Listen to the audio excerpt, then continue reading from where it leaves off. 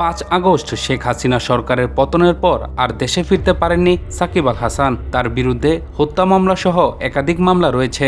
দক্ষিণ আফ্রিকার বিপক্ষে বিদায়ী টেস্ট খেলার কথা থাকলেও দুবাই থেকে যুক্তরাষ্ট্রে ফিরে যেতে হয় তাকে।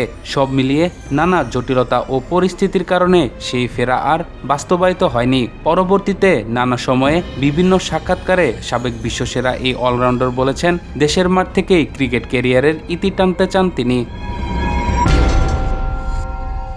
এদিকে 2024 সালে আওয়ামী লীগ থেকে নির্বাচন করে সংসদ সদস্য হিসেবে নির্বাচিত হয়েছিলেন সাকিব। তবে সংসদ সদস্য হিসেবে নির্বাচিত হয়ে বেশি দিন দায়িত্ব পালন করতে পারেননি সাবেক বিশ্বসেরা এই অলরাউন্ডার। সম্প্রতি bdnews24.com-কে দেওয়া এক দীর্ঘ সাক্ষাৎকারে রাজনীতি নিয়েও খোলাসা করেছেন সাকিব। সেখানে তিনি স্পষ্ট করেন, আওয়ামী লীগের হয়ে রাজনীতি করার ইচ্ছা তার। সাকিব বলেন, সেটাই তো হওয়ার কথা, তাই না?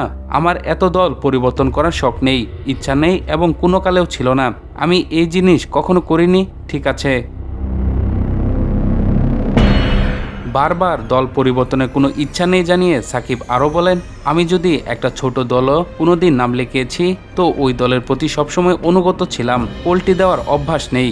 বর্তমানে দেশে আওয়ামী লীগের কার্যক্রম নিষিদ্ধ রাখা হয়েছে, তবে তা সবসময় থাকবে না বলেও বিশ্বাস সাকিবের। এ নিয়ে সাকিব বলেন, এখন নিষিদ্ধ তাই বলে আজীবন নিষিদ্ধ থাকবে নাকি? আজীবন কি কেউ কাউকে নিষিদ্ধ করে রাখতে পারে? এটা তো মানুষের গণতান্ত্রিক অধিকার। দেশের একটা বড় অংশকে তো দাবিয়ে রাখতে পারবেন না।